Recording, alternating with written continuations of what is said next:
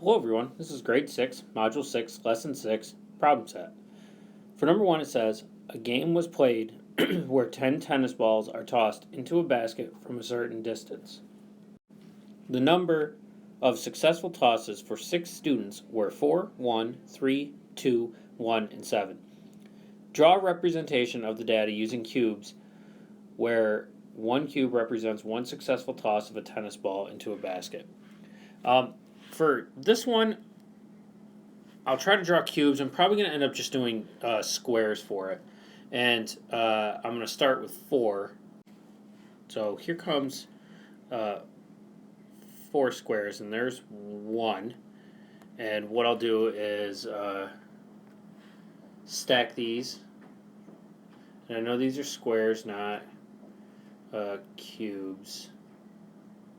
So work with me on it.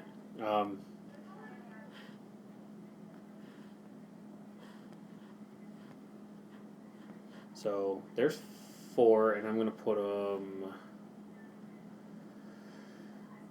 I'll slide this down and put it right there. Okay, there's 4. So now what I need to do is draw 1. So there's 1, and then I need to draw 3 and stack them. And then I need to draw 2. And I need another 1.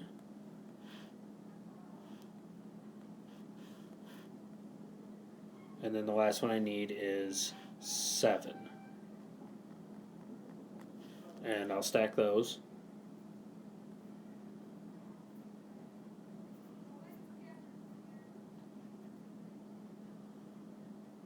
Stay on the page. Okay, so there I have 7 of them. Now, B says represent the original data set using a dot plot. So if I decide to use my dot plot here, and I'm going to zoom in, I'm going to draw a line here, and I'm going to start at 1, and I'm going to work my way up to 7. And the reason why I'm working my way up to 7 is because that's my highest value and 1 is my lowest. So there's 2 1s. I can see them right here, this one and this one. So that means there's going to be 2 dots over 1. 1 dot over 2 because I have one group of 2. 1 dot over 3. 1 dot over 4. No dots over 5 and 6. And 1 dot over 7. So that's my dot plot. And I'll zoom back out so we can see, and then I can move on to the next question. So we'll go down to 2, and I'm going to bring my cubes with me because I need those. I'm going to shrink them a little bit if I can. There we go. And that'll help me out quite a bit when I go to fair share these. So 2 says, find the mean number of successful tosses for this data set using the fair share method. For each step, show the cube representation and the corresponding dot plot, and then explain in words. So I need to show at least 2 or more steps here. But right now what I'm going to do is do step 1. And I know that I have 7 off here to the side, so I'm going to take 2 from the 7 and give 2 of those to the 1s. So I'm really removing 4 cubes.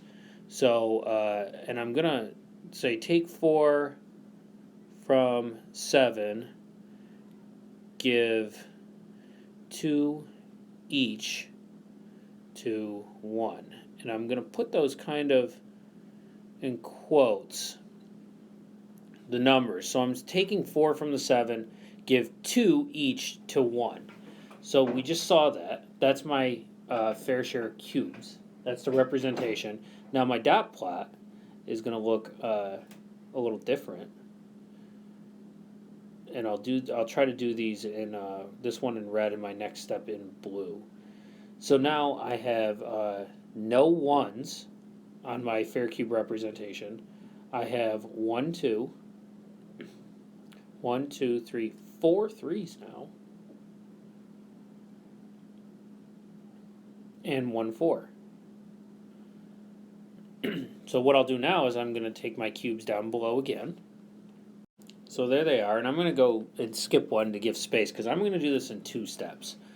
So now to fair share this, I see that I have 4 groups of 3, 1 group of 4, and 1 group of 2. Well, I know if I take 1 from the 4 and move it over to that group of 2, now they all have 3.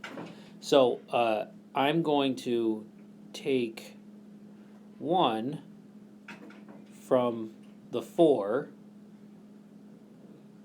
and then give 1 to 2. And I should use better descriptions, meaning I'm taking 1 from the group of 4 and giving 1 square to the group of 2. And now what I'm doing is I'm giving each 3. So all have 3. Now I can draw my dot plot here. And we're going to see that I have 1, 2, 3, 4, 5, 6 groups of 3, so that means I'm going to have 6 dots over top of the 3. So that's how I'm drawing this and explaining it. So let's slide down to question 3. The number of pockets in the clothes worn by 4 students to school today are 4, 1, 3, and 6.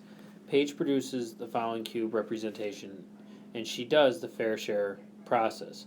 Help her decide how to finish the process now that she has stacks of 3, 3, 3, and 5. So what I'm seeing is, in order to make them all equal stacks, I would have to then take 2 of the cubes off, and that would give them all 3. So that means that I have 2 cubes left over to then fair share for 4 things, for 4 piles. So the way I would do that is then I would take half of those and give each a half. So instead of drawing in a full cube there, that's a terrible drawing of a cube, but that's okay, because we're not getting graded on our drawings, hopefully. I'm going to give it a half, meaning now they don't all have 3, they all have 3.5.